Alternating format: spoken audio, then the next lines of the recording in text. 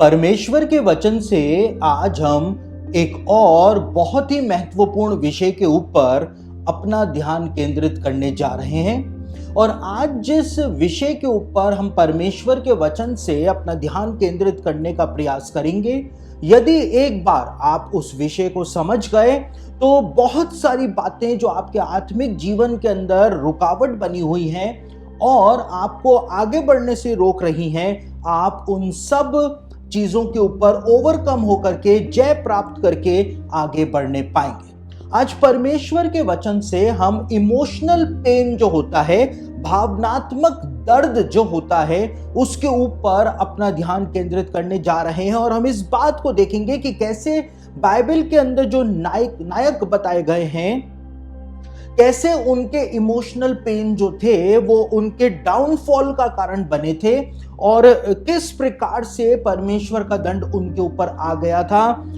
Emotional pain के वजह से। तो आज हम बाइबल में से कुछ एक उदाहरणों को देखेंगे और हम देखेंगे कि कैसे हमारा इमोशनल पेन जो है वो हमको परमेश्वर के खिलाफ भी लेकर के जा सकता है, और हमारा इमोशनल पेन जो है वो हमको हमारी बुलाहट से कैसे भटका सकता है, परमेश्वर के वचन से कैसे दूर लेकर के जा सकता है। उन सब बातों को आज हम समझने और जानने का प्रयास करेंगे। तो सबसे पहले हम इस विषय में दाऊद के उदाहरण को देखेंगे और इस बात को समझने का प्रयास करेंगे कि कैसे दाऊद का इमोशनल पेन जो था वो कैसे परमेश्वर का श्राप दाऊद पर, और ना केवल दाऊद पर लेकिन दाऊद के वंशजों के ऊपर भी लेकर के आ गया था। दाऊद वो व्यक्ति था जिसके लिए परमेश्वर ने कहा था कि मुझको मेरे मन के अनुसार एक पुरुष जो है वो मिल गया है। वही दाऊद जो इस बात को कहता था कि यदि मैं नीचे पाताल के अंदर चला जाऊं तो परमेश्वर वहां भी मुझे देख लेगा, अगर मैं आसमान में चला जाऊं तो भी परमेश्वर मुझको वहां पर भी देख लेगा। ऐसी कौन सी जगह है जहां पर मैं परमेश्वर से छिप सकता हूं। वही दाऊद जो था वो किस तरह से परमेश्वर के खिलाफ चला गया था, अपने इमोशनल पेन पर उसने समय रहते जय प्राप्त नहीं करी थी, ओवरकम नहीं कर पाया था और वो परमेश्वर के खिलाफ चला गया था। कहीं आज आपका कोई इमोशनल पेन इसी प्रकार का नासूर तो आपके अंदर उत्पन्न नहीं कर रहा है, आज के इस अध्ययन में आप समझने पाएंगे। तो बाइबल में दाऊद के बारे में इस बात को बताया हुआ है कि दाऊद मीकल जो राजा शाऊल की बेटी थी, मीकल से बहुत प्रेम करता था और मीकल भी दाऊद से बहुत प्रेम करती थी और दोनों का विवाह हुआ था। लेकिन क्योंकि राजा शाऊल जो था वो दाऊद से घृणा करता था, उसको पसंद नहीं करता था, और इसीलिए दाऊद से दुश्मनी निकालने के लिए कि दाऊद मीकल से बहुत प्यार करता है और यदि मीकल को कोई हानि पहुंचाई जाए तो दाऊद को दर्द होगा, राजा शाऊल ने अपनी बेटी मीकल की शादी जो कि दाऊद से हुई थी, उसकी शादी जबरदस्ती किसी और के साथ करा दी थी। और ये दाऊद के लिए एक बहुत बड़ा इमोशनल पेन जो था वो बन गया था। हम बाइबल में इस बात को देखते हैं कि मीकल से दूर हो जाने के बाद दाऊद के चरित्र के अंदर एक बड़ा बदलाव जो हमको पहले नहीं दिखाई देता है वो बाद में दिखाई देना शुरू हो जाता है। दाऊद हर स्त्री से शादी करना शुरू कर देता है। यदि किसी का पति मर गया तो दाऊद ने उस स्त्री से शादी कर ली। इस प्रकार से दाऊद ने कई सारी पत्नियां जो हैं वो कर ली थी, क्योंकि वो अपने इमोशनल पेन के ऊपर ओवरकम नहीं हो पाया था। लड़कियां जो थी, हम देखते हैं बाइबल के अंदर दाऊद की कमजोरी बन गई थी। दाऊद जो था अपने इमोशनल पेन को एक विक्टिम कार्ड की तरह इस्तेमाल कर रहा था और लड़कियों को उसने अपनी कमजोरी बना लिया था, और इस वजह से वो निरंतर परमेश्वर की व्यवस्था का उल्लंघन करता चला जा रहा था। लेकिन एक बार और फिर दो बार, फिर तीन बार जब दाऊद निरंतर परमेश्वर की व्यवस्था का उल्लंघन करता चला गया तो फिर आगे जाकर के दाऊद जो है उसको ये महसूस भी नहीं हो रहा था कि वो परमेश्वर की व्यवस्था का उल्लंघन कर रहा है, और परमेश्वर दाऊद को निरंतर माफ कर रहा था, क्योंकि लिखा हुआ है व्यवस्था के अंदर भी कि जो राजा होगा वो ज्यादा पत्नियां ना रखे। और परमेश्वर ने दाऊद को राजा बनने के लिए, इजराइल का राजा बनने के लिए अभिषेक दिया था। दाऊद को सिर्फ एक पत्नी रखनी चाहिए थी, लेकिन दाऊद ने अनगिनत पत्नियां जो थी वो कर ली थी। और परमेश्वर दाऊद को माफ कर रहा था। इसका कारण यह था कि परमेश्वर दाऊद के इमोशनल पेन को जानता था कि किस प्रकार से मीकल उससे छीन ली गई, जबरदस्ती किसी दूसरे पुरुष को ब्याह दी गई। दाऊद के दिल के ऊपर, उसकी भावनाओं के ऊपर क्या असर हुआ होगा, उसका भावनात्मक जीवन किस प्रकार से प्रभावित हुआ होगा। परमेश्वर इन सब बातों को जानता था और इसीलिए परमेश्वर दाऊद को माफ करता चला जा रहा था। लेकिन शैतान ने दाऊद की कमजोरी को पकड़ लिया था और शैतान ने इस बात को देख लिया था कि दाऊद क्योंकि अपने इमोशनल पेन के ऊपर ओवरकम नहीं हो पाया है और उसने अपनी कमजोरी जो है वो लड़कियों को बना लिया है, इसलिए शैतान जो था उसने दाऊद को उसी जगह के ऊपर गिराया था और परमेश्वर का श्राप जो था वो दाऊद और दाऊद के वंश के ऊपर आ गया था। दाऊद ने जब बत्शेबा के साथ पाप किया तो लिखा हुआ है कि दाऊद महल की छत के ऊपर घूम रहा था और बत्शेबा जो थी वो नीचे नहा रही थी। यहूदी ज्ञानी पुरुष इस बात को कहते हैं, जो रबैनिकल लिटरेचर है वो इस बात को कहता है कि ऐसा नहीं था कि बत्शेबा जो है वो ओपन में नहा रही थी। कोई भी यहूदी स्त्री जो हुआ करती थी बाइबल के जमाने की, वो ओपन में नहीं नहाती थी और ना ही वो ऐसे किसी बरामदे में नहाया करती थी जहां से कोई ऊपर से उसको देख सके, लेकिन वो पर्दे लगे हुए एक स्थान के ऊपर नहाया करती थी, बरामदे में।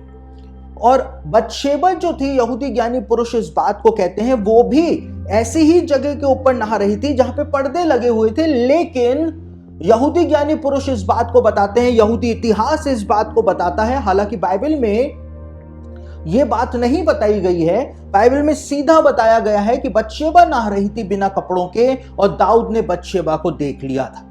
लेकिन यहूदी इतिहास बताता है कि महल की छत पर शैतान ने एक सुनहरे पक्षी का रूप धारण किया, एक ऐसा पक्षी जिसको दाऊद ने कभी देखा ही नहीं था।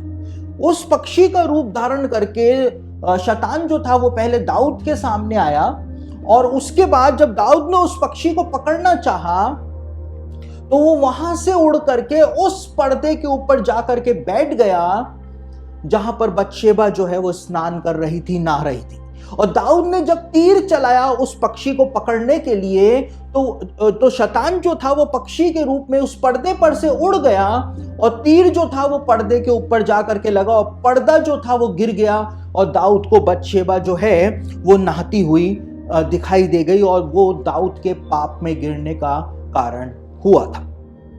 तो यहूदी ज्ञानी पुरुष इस बात को कहते हैं कि शैतान जो था वो दाऊद की कमजोरी जानता था। बत्शेबा इतनी ज्यादा सुंदर महिला थी कि उस जमाने में इजराइल के अंदर बत्शेबा से ज्यादा सुंदर कोई दूसरी महिला थी ही नहीं। और जब दाऊद ने उसकी सुंदरता को देखा तो दाऊद जो था वो विवश हो गया पाप में गिरने के लिए, क्योंकि वो अपने इमोशनल पेन पर वैसे भी ओवरकम नहीं हो पाया था, उस पर जय प्राप्त उसने नहीं करी थी और उसकी कमजोरी ही लड़कियां बन गई थी, इसलिए दाऊद बत्शेबा के साथ पाप के अंदर गिर जाता है। और वही दाऊद जिसको परमेश्वर ने अपनी प्रतिज्ञाएं दी, दाऊद को कोई भी श्राप नहीं दे सकता था, दाऊद के ऊपर शैतान कोई विपत्ति लेकर के नहीं आ सकता था क्योंकि परमेश्वर बीच में था। लेकिन क्या होता है कि निरंतर परमेश्वर की आज्ञाओं का उल्लंघन करने के कारण दाऊद जो है वो एक ऐसी जगह पर जाकर के फंस जाता है कि अब परमेश्वर का ही दंड दाऊद के जीवन के ऊपर आ जाता है। जब नातान दाऊद के पास आया, इन सारे घटनाक्रमों के होने के बाद दाऊद ने बत्शेबा के साथ पाप कर लिया। बत्शेबा के पति हित्ती उरिय्याह को दाऊद ने मरवा दिया और दाऊद ने सोचा कि किसी ने मुझको नहीं देखा। वही दाऊद जो कहता है कि मैं परमेश्वर की दृष्टि से कहीं पर भी जाकर के नहीं छिप सकता हूं। दाऊद का आत्मिक रडार जो था, निरंतर पाप करते रहने के कारण, इमोशनल पेन के कारण उसका आत्मिक रडार बंद हो गया। उसने सोचा कि वो सबकी नजरों से छिप सकता है वो परमेश्वर की नजरों से भी छिप सकता है। और परिणाम क्या हुआ? परमेश्वर ने नातान भविष्यवक्ता को भेजा और नातान ने आकर के दाऊद के खिलाफ भविष्यवाणी करी। एक ऐसी भविष्यवाणी करी कि शैतान का जो दाव था वो दाऊद के ऊपर, उसके वंशजों के ऊपर सफल हो गया था। क्या भविष्यवाणी करी थी?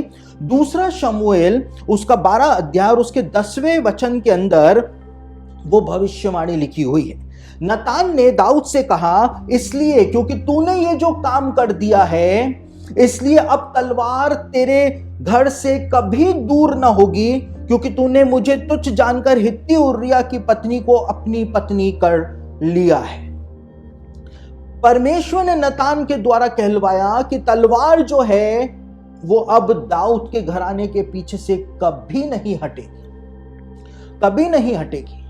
और हम देखते हैं कि नातान की ये भविष्यवाणी जो है आज 21वीं सदी तक भी यहूदियों के ऊपर पूरी हो रही है। दाऊद के मरने के बाद, सुलेमान के मरने के बाद तलवार जो थी वो दाऊद के घराने के पीछे पड़ गई।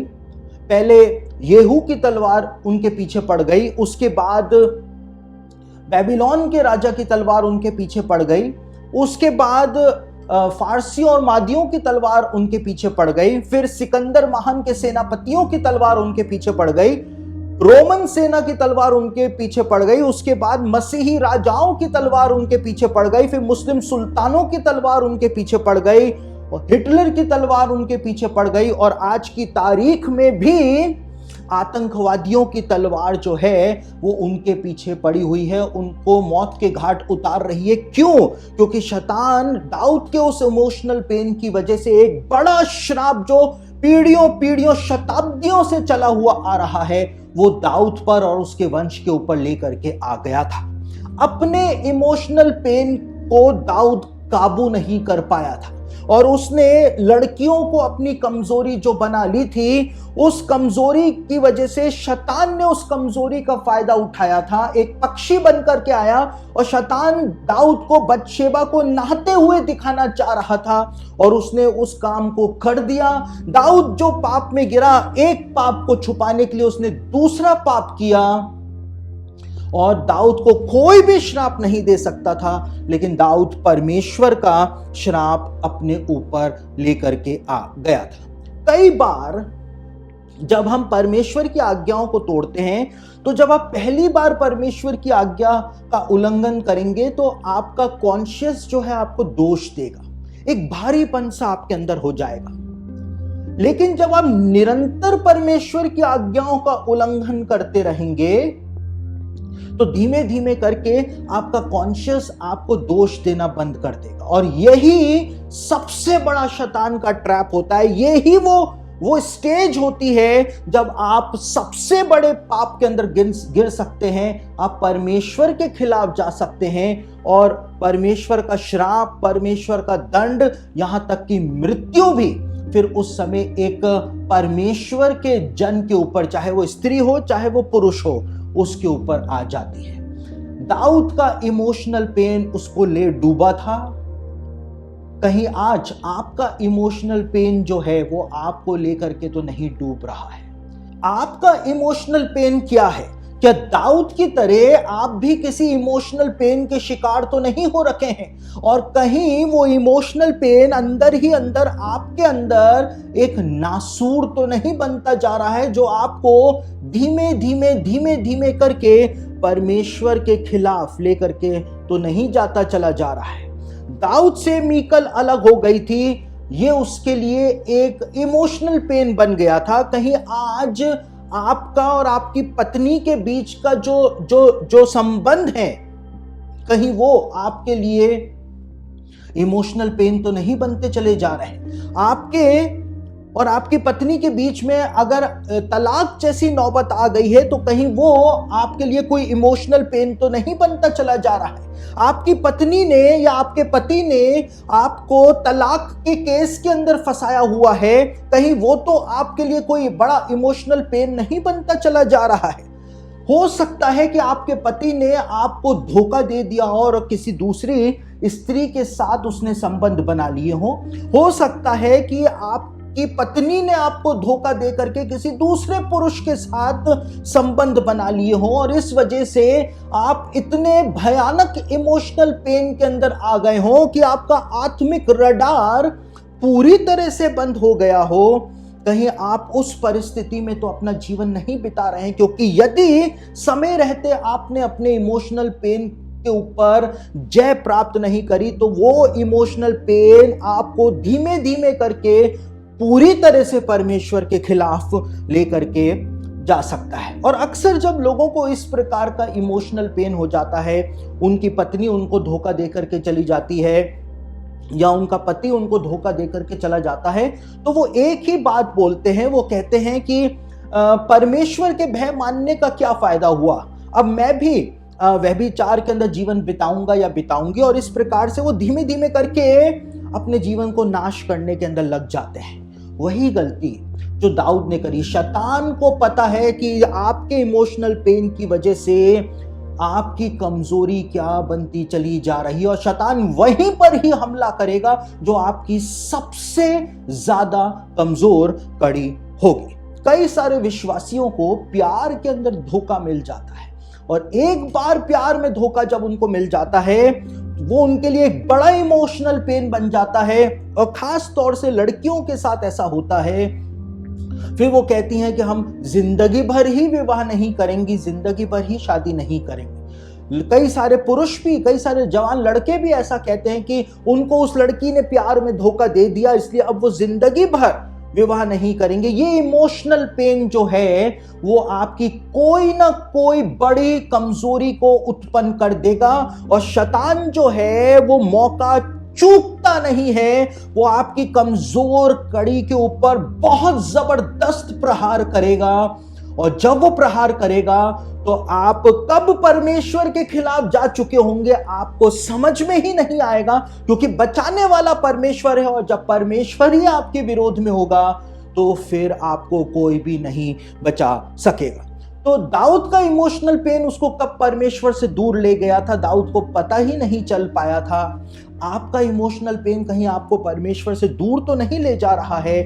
आपको इस बात को समझना पड़ेगा, अपने इमोशनल पेन के ऊपर ओवरकम आपको होना पड़ेगा, उसको हराना पड़ेगा, आपको मूव ऑन होना पड़ेगा, तब जाकर के आप शैतान को प्रॉपर जवाब दे पाएंगे, तब जाकर के आप परमेश्वर से सिर्फ आशीषें ही आशीषें प्राप्त कर पाएंगे।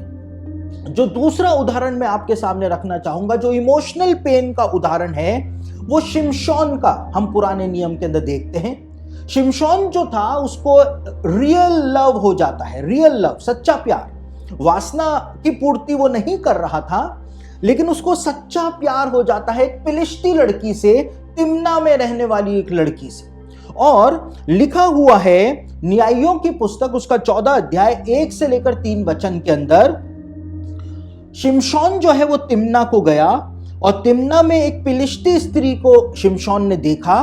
तब उसने जाकर अपने माता पिता से कहा, तिम्ना में मैंने एक फिलिस्ती स्त्री को देखा है, सो अब तुम उससे मेरा ब्याह करा दो। उसके माता पिता ने उससे कहा, शिमशोन के माता पिता ने शिमशोन से कहा, क्या तेरे भाइयों की बेटियों में व हमारे सब लोगों में कोई स्त्री नहीं है कि तू खतनाहीन फिलिस्तियों में से स्त्री ब्याहना चाहता है? शिमशोन ने अपने पिता से कहा, उसी से मेरा ब्याह करा दे क्योंकि वही मुझे अच्छी लगती है। ये रियल लव था और ये लव जो है लिखा हुआ है परमेश्वर की ओर से, ये लव जो है वो उत्पन्न हुआ था। लिखा हुआ है क्योंकि परमेश्वर फिलिस्तियों के खिलाफ दाव ढूंढ रहा था। ये लिखा है न्यायियों की पुस्तक में। तो ये एक रियल लव था जो शिमशोन को तिम्ना वाली स्त्री से, फिलिस्ती स्त्री से हो गया था। और फिलिस्ती क्या करते हैं, फिलिस्ती जब शिमशोन उस लड़की से शादी कर लेता है, तिम्ना वाली लड़की से शादी कर लेता है और वो उसकी पत्नी बन जाती है, तो फिलिस्ती लोग शिमशोन से दुश्मनी निकालने के लिए शिमशोन की पत्नी का विवाह जबरदस्ती किसी दूसरे के साथ करा देते हैं। जय वही काम जो राजा शाऊल ने दाऊद के साथ किया था, मीकल का विवाह किसी और के साथ करा दिया था, जबकि मीकल दाऊद की पत्नी थी। उसी प्रकार से शिमशोन की पत्नी जो थी, तिम्ना वाली स्त्री जिससे वो हद से ज्यादा प्रेम करता था, उसका विवाह किसी और के साथ करा दिया जाता है। लिखा है न्यायों की पुस्तक 14 अध्याय उसके 20वें पद में, यहां पे लिखा है, और शिमशोन की पत्नी उसके एक संगी को जिससे उसने मित्र का सा बर्ताव किया था ब्याह दी गई। यानी किसी और को ब्याह दी गई, उसकी पत्नी थी लेकिन किसी और से ब्याह दी गई। और जब शिमशोन को यह पता चला तो शिमशोन आग बबूला हो जाता है और शिमशोन जो है वो फिलिस्तियों से बदला लेता है। और जब फिलिस्तियों से शिमशोन बदला लेता है तो फिलिस्ती आपस के अंदर वार्तालाप करते हैं कि शिमशोन क्यों हमारे ऊपर इस प्रकार से आग बबूला हो रखा है। और जब उनको पता चलता है कि शिमशोन की पत्नी जो है वो दूसरे के साथ ब्याह दी गई है, तो वो शिमशोन की पत्नी को और उसके ससुर को जिंदा जला देते हैं। और जिंदा जला देते हैं, उसके बाद शिमशोन को जब ये बात पता चलती है तो शिमशोन और फिलिस्तियों से बदला लेता है। लेकिन क्योंकि उसकी पत्नी दूसरे से ब्याह दी गई थी, उसकी पत्नी को उन्होंने जिंदा जला दिया था। ये बात जो थी, ये घटना जो थी, वो शिमशोन का इमोशनल पेन बन गई थी। और इसी वजह से शिमशोन का रडार जो था वो आत्मिक रूप से पूरी तरह से, आत्मिक रडार जो था वो पूरी तरह से बंद हो गया था। शिमशोन जो था वो इमोशनल पेन के अंदर आ गया था। बाइबल में लिखा हुआ है, परमेश्वर ने व्यवस्था में स्पष्ट आज्ञा दी थी कि तुम वेश्या के पास बिल्कुल भी मत जाना, तुम अनैतिक काम मत करना। परमेश्वर ने व्यवस्था के अंदर कहा था। परमेश्वर ने शिमशोन को नाजिर होने के लिए चुना था, लेकिन उसके बावजूद उसका आत्मिक रडार बंद हो गया था। अपनी जिम्मेदारी को वो भूल गया था क्योंकि इमोशनल पेन में आ गया था। शिमशोन जो था उस इमोशनल पेन की वजह से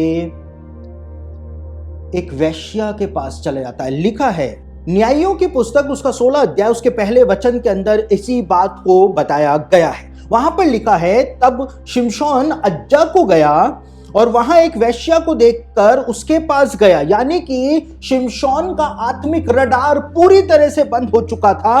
उसको ये तक एहसास नहीं हो रहा था कि परमेश्वर ने उसको नाजिर बनाया है, नाजिर ठहराया है। परमेश्वर ने उसको जिम्मेदारी दी है, वो इजराइल का जज है, इजराइलियों का न्यायी है।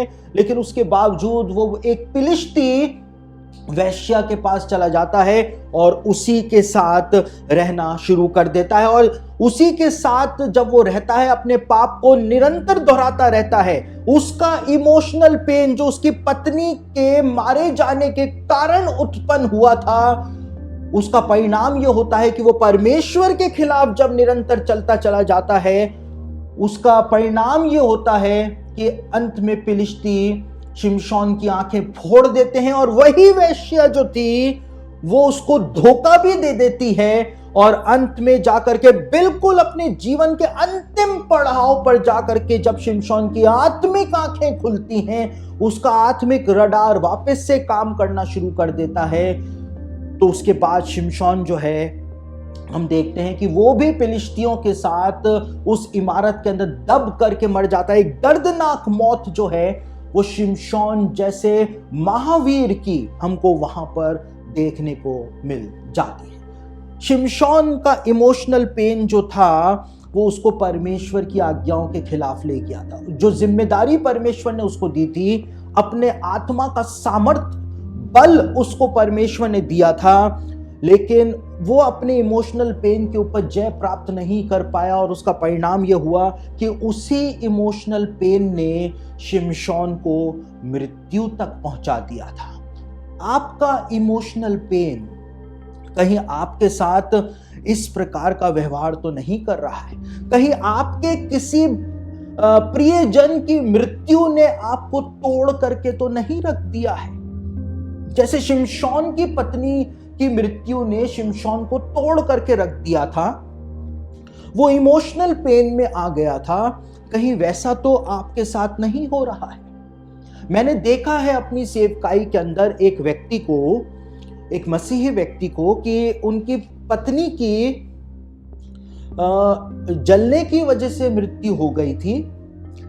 और जलने की वजह से जब मृत्यु हो गई थी तो वो व्यक्ति, स्वाभाविक है, मैं ये नहीं कह रहा हूं कि ऐसा नहीं हो सकता है। स्वाभाविक है, ये ह्यूमन नेचर है कि आदमी बिल्कुल टूट जाता है। और वो मसीह व्यक्ति जो था अपनी पत्नी की मृत्यु के कारण इतना ज्यादा टूट गया था, इतना ज्यादा टूट गया था कि वो परमेश्वर से पूरी तरह से दूर चला गया, इस बात को कहता हुआ कि जब मेरी पत्नी इतने बड़े संकट में थी तो परमेश्वर ने उसको क्यों नहीं बचाया। और इस वजह से वो पूरी तरह से परमेश्वर से दूर चला गया और आज वो परिवार, वो व्यक्ति पूरी तरह से डिस्ट्रॉय हो चुका है। आपका इमोशनल पेन क्या है? क्या आप अपने इमोशनल पेन की वजह से परमेश्वर से दूर तो नहीं जा रहे हैं? आपके किसी प्रियजन की एक्सीडेंट के अंदर मृत्यु हो गई, क्या वो इमोशनल पेन जो है कहीं वो आपको परमेश्वर के खिलाफ तो लेकर के नहीं जाता चला जा रहा है? किसी भी प्रियजन की मृत्यु और उसके बाद लोग कहते हैं कि अब इस जिंदगी के अंदर बचा ही क्या है, और वो इमोशनल पेन जो है वो बढ़ता चला जाता है, बढ़ता चला जाता है, आपकी हेल्थ को वो गिराता चला जाएगा, आपको अंदर से तोड़ता चला जाएगा, आप परमेश्वर के खिलाफ जाते चले जाएंगे, आपको समझ में ही नहीं आएगा कि आप कब परमेश्वर से पूरी तरह दूर जा चुके हैं। मैंने देखा है ऐसे मसीहों को जिनके प्रियजनों की मृत्यु हो जाती है और धीमे धीमे करके वो भूत सिद्धि करने वालों के पास जाना शुरू कर देते हैं ताकि वो अपने उस प्रियजन की आत्मा से बात कर पाएं, और इस प्रकार से परमेश्वर की बड़ी आज्ञाओं को वो तोड़ना शुरू कर देते हैं, पूरी तरह से शैतान के ट्रैप के अंदर फंस जाते हैं और उनके पास लौटने का भी रास्ता जो है वो नहीं बचता है। कहीं आपका इमोशनल पेन जो किसी प्रियजन की मृत्यु की वजह से, जैसे शिमशोन की पत्नी की मृत्यु उसके लिए एक इमोशनल पेन बना था, कहीं आपके किसी प्रियजन की मृत्यु आपके लिए कोई इमोशनल पेन तो नहीं बन रही है?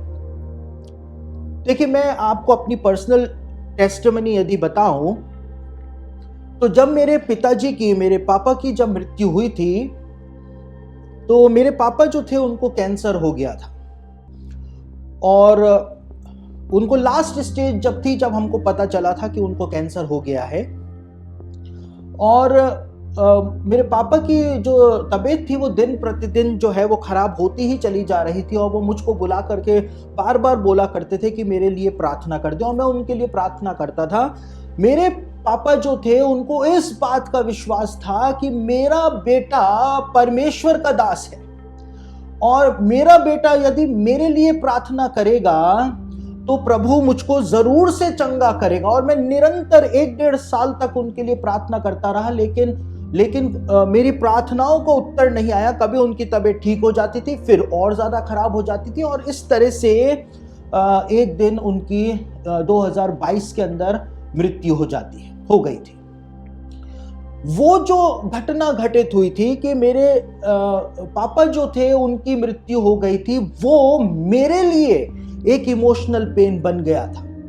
मुझको बार बार एक ही ख्याल उसके बाद आना शुरू हो गया था, वो मेरी कमजोरी बनता चला जा रहा था वो ख्याल, और वो विचार ये था कि मैं परमेश्वर का दास हूं, इतना मेरा नाम है, मेरे प्रार्थना करने के द्वारा कितने लोग चंगाई पा जाते हैं, अनगिनत लोग चंगाई पा जाते हैं, लेकिन मैं मेरे पापा को नहीं बचा पाया। और ये ख्याल जो था वो मुझको अंदर ही अंदर उसने खाना शुरू कर दिया। मैं डिप्रेशन में रहना मैंने शुरू कर दिया। मैंने जितने भी हमारे ऑफिस के अंदर फोन कॉल्स आते थे कि हमारे लिए प्रार्थना कर दो, मैंने उनके लिए प्रार्थना करनी बंद कर दी। शैतान जो था मुझको डिप्रेशन के अंदर लेकर के जाता चला जा रहा था। मुझको ऐसे ख्याल आने शुरू हो गए कि जब मैं अपने खुद के पिताजी को नहीं बचा पाया तो मैं दूसरे की मदद क्या करूंगा। मेरी प्रार्थना जब मेरे पापा के लिए काम नहीं आई तो दूसरे के लिए काम क्या आएगी। लेकिन ये विचार जो था वो परमेश्वर की ओर से था ही नहीं। मैं इमोशनल पेन के अंदर आता चला जा रहा था। मुझको मदद की जरूरत थी। कितने प्रभु के सेवक आए, कितनी प्रभु की सेविकाएं आई जिन्होंने आकर के मुझको बहुत सारी बातें समझाई इस बारे में, और जितनी भी बातें उन्होंने समझाई वो बातें मैं पहले से ही जानता था। मुझको पता है वो सब बातें बाइबल में लिखी हुई हैं, लेकिन मेरा इमोशनल पेन जो है वो कम हो ही नहीं रहा था कि मैं अपने पापा को नहीं बचा पाया तो फिर मैं क्यों सेवकाई कर रहा हूं, मैं दूसरे की मदद क्या कर पाऊंगा। तब जाकर के परमेश्वर ने खुद मुझसे बात करी, क्योंकि परमेश्वर को पता था कि परमेश्वर को मुझसे बात करनी आवश्यक है, जरूरी है। और उत्पत्ति की पुस्तक उसका 25 अध्याय उसके 11वें वचन को पढ़े तो वहां पर अब्राहम की मृत्यु के बाद इसहाक के बारे में बताया हुआ है कि परमेश्वर ने इसहाक को आशीष दी, लिखा हुआ है। और यहूदी ज्ञानी पुरुष इस बात को कहते हैं कि उस आशीष का मतलब था परमेश्वर ने अब्राहम की मृत्यु के बाद इसहाक जब शोक के अंदर डूबा हुआ था तो परमेश्वर ने इसहाक को शांति दी थी, क्योंकि इसहाक जो था वो डिप्रेशन के अंदर जाता चला जा रहा था अब्राहम की मृत्यु के कारण, और इसीलिए परमेश्वर को बीच में आना पड़ा था और परमेश्वर ने इसहाक को अपनी शांति जो थी वो प्रदान करी थी। ये यहूदी ज्ञानी पुरुष बताते हैं। और वैसी ही शांति जो थी वो परमेश्वर ने उसके बाद मुझको प्रदान करी। मैं एक दिन जब प्रार्थना कर रहा था तब परमेश्वर ने मुझको एक दर्शन दिखाया, जिसमें दिखाया कि मेरे पापा जो है वो इस समय कहां पर हैं, कितने आराम से हैं और वहां पर क्या कर रहे हैं। वो सारी बातें जो मुंह से बोलना उचित नहीं है, जैसा पौलुस कहता है, वो सब नजारे जब परमेश्वर ने मुझको दिखाया और परमेश्वर ने कहा कि मेरी योजनाएं कभी भी गलत नहीं होती हैं, ये परमेश्वर ने जब मुझसे कहा तब जाकर के वो शांति मेरे अंदर आई। 2023 के अंदर मैंने एक भी कन्वेंशन के अंदर प्रचार नहीं किया था, क्योंकि वो इमोशनल पेन जो था वो मेरे अंदर ही अंदर बढ़ता चला जा रहा था। एक भी मीटिंग के लिए मैंने डेट नहीं दी थी 2023 के अंदर, क्योंकि मैं खुद ही परेशान था। लेकिन जब परमेश्वर ने मुझसे बात करी और वो दर्शन मुझको दिखाया तो परमेश्वर ने मुझको वो असीम शांति दी जिसने मेरे उस इमोशनल पेन को पूरी तरह से दूर कर दिया। आपका इमोशनल पेन आपके किसी प्रियजन की मृत्यु की वजह से कहीं वो नासूर तो नहीं बनता चला जा रहा है। हमारे पास पवित्र आत्मा की आशा मौजूद है कि एक दिन हम सब बादलों के ऊपर मिलेंगे। वो आशा किसी और के पास नहीं, सिर्फ हमारे पास है, सिर्फ हमारे पास वो आशा है। शिमशोन की पत्नी को जिंदा जलाया गया। शिमशोन ने वेश्या के साथ संबंध बना करके परमेश्वर के नाम को अपवित्र कर दिया, परमेश्वर की बुलाहट को अपवित्र कर दिया, परमेश्वर के अभिषेक को अपवित्र कर दिया। उस वजह से शिमशोन को सिर्फ दर्द मिला, शिमशोन को सिर्फ धोखा मिला और अंत में शिमशोन को दर्दनाक मृत्यु मिली। इसके अलावा कुछ भी नहीं मिला। आपका इमोशनल पेन आपको कब परमेश्वर के खिलाफ लेकर के चला जाएगा आपको समझ में ही नहीं आएगा। आप हैरान रह जाएंगे कि आप परमेश्वर के खिलाफ हो चुके हैं और उस समय आपके पास वापस लौटने का रास्ता और समय दोनों ही नहीं बचेगा। उसके बाद हम एक और उदाहरण को देखते हैं जो कि पौलुस का उदाहरण है। पौलुस का एक इमोशनल पेन बताया हुआ है जो बड़ा अजीब इमोशनल पेन है, लेकिन हम समझ सकते हैं कि क्यों पौलुस का वो एक इमोशनल पेन था। पौलुस के लिए बताया है कि अन्य जाति लोग यीशु मसीह को ग्रहण कर रहे थे, लेकिन यहूदी लोग यीशु मसीह को ग्रहण नहीं कर रहे थे। ये पौलुस का एक इमोशनल पेन था। पौलुस कहता है कि मेरे लोगों के लिए मैं आप ही श्रापित हो जाता, लेकिन मेरे लोग यीशु मसीह को ग्रहण कर लेते। तो उस इमोशनल पेन की वजह से कि अन्य जातियां हजारों लाखों की संख्या में यीशु मसीह को ग्रहण कर रहे हैं और यहूदी लोग यीशु मसीह से दूर हैं, पौलुस जो था अपने उस इमोशनल पेन की वजह से इमोशंस में आकर के एक गलती कर गया था।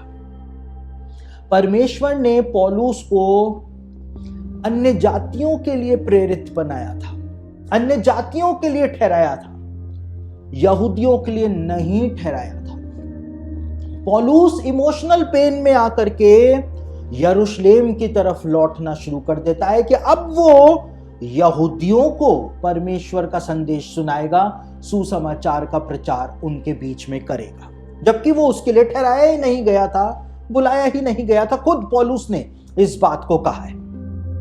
जब पौलुस वापस यरूशलेम की ओर लौट रहा था तो रास्ते के अंदर कितनी बार अलग अलग लोग आए जिन्होंने पौलुस को मना किया कि वो ना जाए। अगबुस भविष्यवक्ता आया, उसने पौलुस को मना किया यरूशलेम को मत जाना। पौलुस ने खुद गवाही दी कि पवित्र आत्मा हर नगर में गवाही दे दे करके मुझसे कहता है कि बंधन और कलेश तेरे लिए तैयार है। पवित्र आत्मा पौलुस को दुख नहीं देना चाहता था। पवित्र आत्मा पौलुस को सचेत कर रहा था कि जिस बुलाहट से पौलुस को बुलाया गया है, पौलुस उस बुलाहट के ऊपर चलता चला जाए। यरूशलेम जाने की जरूरत है ही नहीं। पौलुस ने खुद कहा था कि यीशु मसीह ने दर्शन दे करके पौलुस को कहा था कि यहूदी मेरे विषय में तेरी गवाही कभी मानेंगे ही नहीं, लेकिन उसके बावजूद जिद करके अपने इमोशनल पेन में कि मेरी जाति, मेरे भाई जो हैं यहूदी लोग, वो यीशु मसीह से दूर हैं, वो यरूशलेम पहुंच जाता है। और उसके बाद पौलुस की सेवा जो है वो पूरी तरह से क्लोज हो जाती है, ठप पड़ जाती है। वही पौलुस जो ना जाने कितना काम कर सकता था और भी ज्यादा, लेकिन पौलुस वहीं पर ही ट्रैप हो जाता है। उसके बाद एक जेल खाने से दूसरे जेल खाने, दूसरे जेल खाने से तीसरे जेल खाने जाता चला जाता है और अंत में पौलुस को मौत की सजा दे दी जाती है और उसको मार दिया जाता है। आपका इमोशनल पेन कहीं आपको आपकी बुलाहट से तो नहीं हटा रहा है, ये सोचने का आपके पास आज समय आ गया है। जिस काम को करने के लिए परमेश्वर ने आपको बुलाया है, आप उस काम को छोड़ करके कहीं वो काम करने की जिद पर तो नहीं अड़े हुए हैं जिस काम को करने के लिए परमेश्वर ने आपको बुलाया ही नहीं है। अपने इमोशनल पेन के कारण, अपने इमोशंस के ऊपर काबू न रखने के कारण कहीं आप उस काम को करने की जिद पर तो नहीं अड़ गए हैं जिसके लिए परमेश्वर ने आपको चुना ही नहीं है, बुलाया ही नहीं। पौलुस को, जैसा मैंने कहा, यहूदियों में प्रचार करने के लिए बुलाया ही नहीं था, लेकिन पौलुस जबरदस्ती उस काम को करने के लिए चला गया था। कई सारे लोग जबरदस्ती करते हैं और वो जबरदस्ती पास्टर बन जाते हैं, जबकि उनको पास्टर बनने के लिए बुलाया ही नहीं होता है। कहीं आप जबरदस्ती पास्टर तो नहीं बने हुए हैं, आपकी सेवकाई पूरी तरह से जीरो हो रखी है। मुझको अभी तक की अपनी सेवकाई के अंदर दो ऐसे पास्टर मिले हैं। एक 18 साल तक या 19 साल तक पास्टर की सेवा कर चुका था और एक जो था वो 23-24 साल पास्टर की सेवा कर चुका था। उन्होंने मुझसे कहा कि ऐसा लगता है कि परमेश्वर ने हमको पास्टर की सेवा के लिए बुलाया ही नहीं था, हम जबरदस्ती पास्टर की सेवा में आ गए थे। 18-19 साल बाद, 23-24 साल बाद जाकर के इस बात का रियलाइजेशन हो रहा है कि परमेश्वर ने उस सेवा के लिए बुलाया ही नहीं था, क्योंकि कंप्लीट फेलियर उस सेवा के अंदर यदि आपका है, आप जबरदस्ती तो वो काम नहीं कर रहे हैं, जबरदस्ती उस काम को कर रहे हैं इमोशंस में आकर के, इमोशनल पेन में आकर के कि लोग नाश हो रहे हैं, इनका क्या होगा, उनका जो होगा सो होगा। पहले आप ये देखिए कि आपको परमेश्वर ने उस सेवा के लिए बुलाया भी है या नहीं बुलाया है। कहीं आप जबरदस्ती डिलीवरेंस मिनिस्ट्री में तो नहीं आ गए हैं, दुष्ट आत्माओं को निकालने वाली सेवा में तो नहीं आ गए हैं। आपको परमेश्वर ने वो सामर्थ्य के काम करने का वरदान दिया भी है या नहीं? आपको परमेश्वर ने दुष्ट आत्माओं को निकालने वाली सेवा के लिए बुलाया भी है या नहीं? कहीं आप जबरदस्ती उस सेवा को तो नहीं कर रहे, क्योंकि शैतान का राज्य जो है वो स्ट्राइक बैक करता है। आप दुष्ट आत्माओं को जब छेड़ेंगे तो दुष्ट आत्माएं पलटवार करेंगी। यदि परमेश्वर ने आपको उस सेवा के लिए बुलाया है तो किसी भी दुष्ट आत्मा के अंदर इतनी हिम्मत नहीं है कि वो आपको या आपके परिवार को छू जाए। लेकिन यदि परमेश्वर ने आपको उस सेवा के लिए बुलाया ही नहीं है, आप दूसरे की नकल मार रहे हैं, आप खुद को बड़ा बनाने के लिए ऐसा करने का प्रयास कर रहे हैं या इमोशंस में आकर के ऐसा कर रहे हैं, आप उस ट्रैप के अंदर फंस जाएंगे, पूरी तरह से फंस जाएंगे। तो आपको समझना पड़ेगा कि आपकी बुलाहट क्या है। जैसा कि मैंने पिछले अपने अध्ययन में भी इस बात को कहा था कि अपनी बुलाहट की गंभीरता को आप समझें। पौलुस अपने इमोशंस में आकर के उस काम को करने निकल गया था जिसके लिए उसको बुलाया ही नहीं गया था, और उस वजह से पौलुस जो था वो फंदे के अंदर फंस गया था। कहीं आप उस काम को तो नहीं कर रहे हैं इमोशंस में आकर के, इमोशनल पेन में आकर के, जिसके लिए परमेश्वर ने आपको कभी बुलाया ही नहीं। अपनी बुलाहट को समझें, अपनी बुलाहट से चिपके रहें और वो काम करें जो परमेश्वर ने आपको दिया है। क्योंकि जब आपका जिस काम को करने के लिए परमेश्वर ने आपको बुलाया ही नहीं है, जब आप उस काम को निरंतर करते चले जाएंगे और निरंतर आपको फेलियर्स ही फेलियर्स मिलते चले जाएंगे, तो आप डिप्रेशन में चले जाएंगे और वही इमोशंस आपके डिप्रेशन में तब्दील हो जाएंगे और शैतान को आपकी कमजोरी पता चल जाएगी और वो कब आपको परमेश्वर के खिलाफ ले जाएगा आपको पता भी नहीं चल पाएगा। आप परमेश्वर के खिलाफ बोलना शुरू कर देंगे, परमेश्वर को कोसना शुरू कर देंगे, आप परमेश्वर को श्राप देना शुरू कर देंगे और इस प्रकार से पूरी तरह से आप परमेश्वर से दूर हो जाएंगे।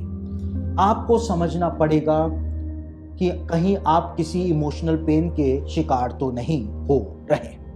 उसके बाद एक और उदाहरण मैं आपको दूंगा जो कि पतरस का उदाहरण है, और पतरस का उदाहरण जो है उसको हम इमोशनल पेन के साथ साथ उसको हम गिल्ट भी कह सकते हैं, क्योंकि पतरस ने यीशु मसीह का इनकार कर दिया था तो वो उसका गिल्ट भी था, वो गिल्टी कॉन्शियस हो रखा था, साथ ही साथ में वो उसका इमोशनल पेन भी बन गया था। पतरस ने यीशु मसीह का इनकार कर दिया था और एक बार नहीं 3 बार यीशु मसीह का इनकार कर दिया था, और सिर्फ इनकार ही नहीं किया था, वहां पे लिखा है सुसमाचारों में कि पतरस ने यीशु मसीह का धिक्कारा था, यानी यीशु मसीह को श्राप भी उसने दे दिया था डर के मारे। और ये पतरस जो था उसको यीशु मसीह ने कलीसिया की नींव बनाया था, पतरस को स्वर्ग के राज्य की कुंजियां भी यीशु मसीह ने प्रदान करी थी, लेकिन वही पतरस जो था उसने यीशु मसीह का 3 बार इनकार कर दिया था और अब वो गिल्ट में आ गया था, वो गिल्टी कॉन्शियस हो गया था, वो इमोशनल पेन में आ गया था कि अपने प्रभु को, अपने स्वामी को, अपने गुरु को मैंने इतना बड़ा धोखा दे दिया, और सिर्फ धोखा भी नहीं, मैंने उसको श्राप भी दे दिया, धिक्कार भी दिया, और प्रभु ने सुन भी लिया कि मैं उसके लिए क्या बोल रहा हूं। क्योंकि लिखा है कि जब तीसरी बार पतरस ने यीशु का इनकार किया तो यीशु ने मुड़ करके पतरस की ओर देखा, यानी यीशु ने सुन भी लिया था कि पतरस क्या बोल रहा है। उस गिल्ट की वजह से इतनी बड़ी स्वर्गीय बुलाहट को छोड़ करके पतरस जो था वो वापस मछुआरे का काम करने चला गया था। लिखा हुआ है यूहन्ना रचित सुसमाचार 21 अध्याय 15 से लेकर 17 वचन के अंदर कि अपनी सारी स्वर्गीय बुलाहट को वो छोड़ गया था। पतरस का इमोशनल पेन जो था वो उसको यीशु मसीह से पूरी तरह से दूर ले गया था। उसने छोड़ दी थी सेवकाई को करना, उसने उस स्वर्गीय बुलाहट को भी छोड़ दिया था। अब वो ऐसा डिप्रेशन में आ गया था कि मैं लायक ही नहीं हूं इस सेवकाई को करने के लिए, मैं लायक ही नहीं हूं स्वर्गीय बुलाहट को उठाने के लिए, और एक दयनीय स्थिति में वो खुद को महसूस करने लग गया था और वो वापस मछुआरे का काम करने चला गया था। पतरस की जो भावनात्मक स्थिति थी वो यीशु मसीह जानता था, और इसीलिए यीशु मसीह को खुद आना पड़ गया था पतरस को उस इमोशनल पेन से बाहर निकालने के लिए। यीशु मसीह सब कुछ जानता है, आपके इमोशनल पेन को भी यीशु मसीह जानता है। जिन बातों को मैंने नहीं बोला है इस संदेश में, यदि आप उन इमोशनल पेन्स के अंदर हैं, वो भी यीशु मसीह से छिपा हुआ नहीं है, वो सब जानता है। और जब यीशु मसीह पतरस को उस इमोशनल पेन से निकालने के लिए आ जाता है तो वो आपको भी आपके इमोशनल पेन से निकालने के लिए आ सकता है। वो आपको हर प्रकार के इमोशनल पेन से बाहर निकाल सकता है।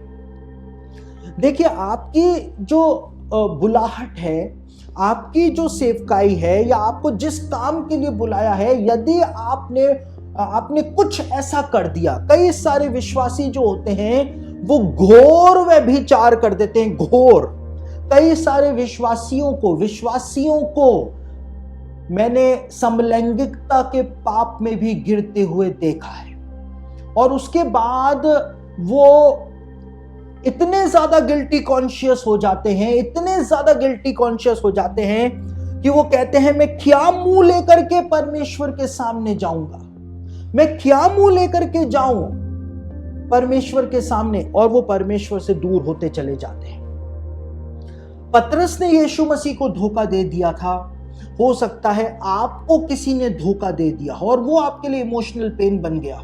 आपको किसी ने इतना बड़ा धोखा दे दिया हो कि आप उसको माफ भी नहीं कर पा रहे हैं, और वो आपके अंदर एक नासूर बनता चला जा रहा है, वो दर्द जो उस सामने वाले व्यक्ति के द्वारा आपको दिया गया है, जो धोखा आपको दिया गया है। देखिए, कुछ साल पहले, मैं कम से कम 10-12 साल पहले की बात आपको बता रहा हूं, कई सारे लोगों ने मुझको सेवकाई के अंदर बहुत बड़े बड़े धोखे दिए, बहुत बड़े बड़े सेवकाई के अंदर धोखे दिए। और उनने जो धोखे मुझको दिए वो मेरा एक इमोशनल पेन बन गया, अंदर ही अंदर एक घाव जो है वो हो गया। मैं उनको किसी कीमत पर माफ करने के लिए तैयार नहीं था, और क्योंकि मैं उनको माफ नहीं करना मांग रहा था और निरंतर रात दिन मेरे दिमाग के अंदर बस वही चलता रहता था कि उन्होंने मुझको धोखा दिया है, इस प्रकार से धोखा दिया है, ऐसे धोखा दिया है, वैसे धोखा दिया है, यही मेरे दिमाग में कैलकुलेशन चलती रहती थी। मैं पूरी तरह से परेशान हो गया था। मैं परमेश्वर की सेवा करता था, मैं वचन बोलता था, मैं लोगों के लिए प्रार्थना करता था, लोग चंगे हो जाते थे, लेकिन मैं परेशान था। और उस परेशानी की वजह से मेरी हेल्थ जो थी वो दिन प्रतिदिन गिरती चली जा रही थी, गिरती ही चली जा रही थी। और जब मैं इस प्रकार के सर्कमस्टांसेस के अंदर था, इस प्रकार के सिचुएशन में था, तो मुझको डेरिक प्रिंस की एक किताब मिली। और डेरिक प्रिंस एक जलती हुई मशाल बन करके मेरे अंधियारे जीवन के अंदर आए। और डेरिक प्रिंस की वो किताब जो थी वो फॉरगिवनेस के ऊपर थी, कि दूसरों को क्षमा करो। और जब मैंने उस किताब को पढ़ा, मुझको एक अजीब प्रकार की शांति मिली। और उसके बाद जो उस किताब के अंदर लिखा हुआ था उसको मैंने फॉलो किया, क्योंकि मैं हर किताब जो पढ़ता हूं, मैं सिर्फ उस किताब को पढ़ता नहीं, उसमें जो लिखा है मैं उसको फॉलो भी करता हूं। और डेरिक प्रिंस ने जैसा बताया था, जितने भी लोगों ने मुझको धोखा दिया था, मैंने उन सबको प्रार्थना करके माफ कर दिया। और जब मैंने उनको माफ कर दिया तो मेरे अंदर एक अजीब प्रकार की शांति जो है वो आ गई। और मेरी हेल्थ जो दिन प्रतिदिन गिरती चली जा रही थी, उसने वापस से रिकवर होना शुरू कर दिया, वापस से रेस्टोर होना शुरू कर दिया। तो आपका इमोशनल पेन क्या है? यीशु मसीह को पता है आपकी परिस्थिति, और यीशु मसीह को पता है कि आप क्यों वहां पर गिरे। लेकिन जरूरत है कि आप, यदि किसी ने आपको धोखा दिया है, कितना ही बड़ा धोखा दिया है, ऐसा धोखा दिया है कि आप उसको माफ कर ही नहीं सकते हैं, तो भी आप उसको माफ कर दें, आपको वो शांति मिलेगी और आपका संबंध परमेश्वर के साथ इतना ज्यादा घनिष्ठ हो जाएगा जिसके बारे में आप सोच ही नहीं सकते। और यदि आप माफी नहीं देंगे दूसरों को, तो आप परमेश्वर से निरंतर दूर होते चले जाएंगे। और यदि आप माफी नहीं मांगेंगे, आप ये सोचेंगे कि मैंने तो इतना बड़ा पाप कर दिया है, मैं क्या मुंह लेकर के परमेश्वर के सामने जाऊंगा। आपको उस बात की टेंशन करने की जरूरत नहीं है।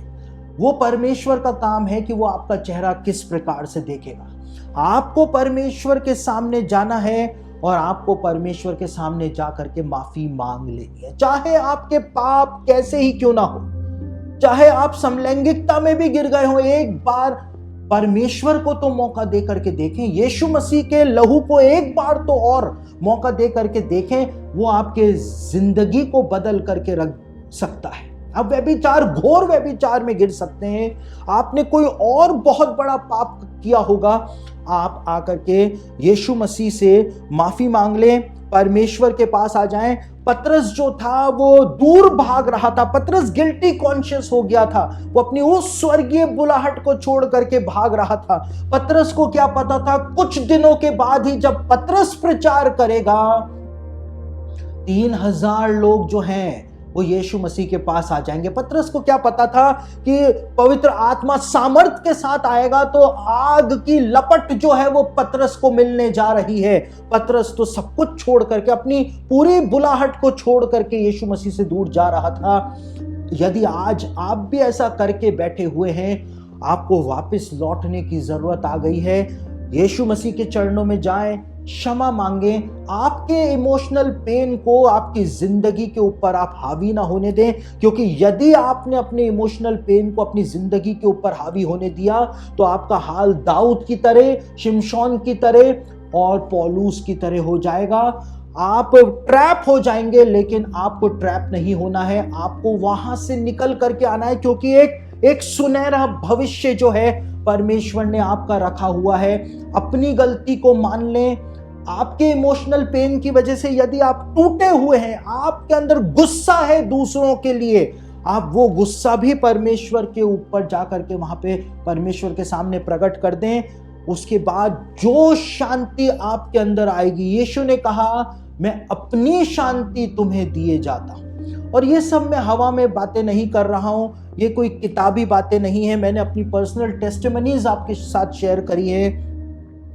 जो मैंने खुद जिया है वो मैं आपको बता रहा हूं।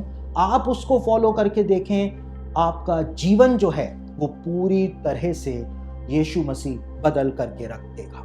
अपने इमोशनल पेन को पहचानें और अपने इमोशनल पेन को अपने ऊपर हावी ना होने दें, क्योंकि यदि आपने अपने इमोशनल पेन को खुद पे हावी होने दिया तो वो इमोशनल पेन आपको कब परमेश्वर और उसके वचन के खिलाफ ले जाएगा आपको पता भी नहीं चल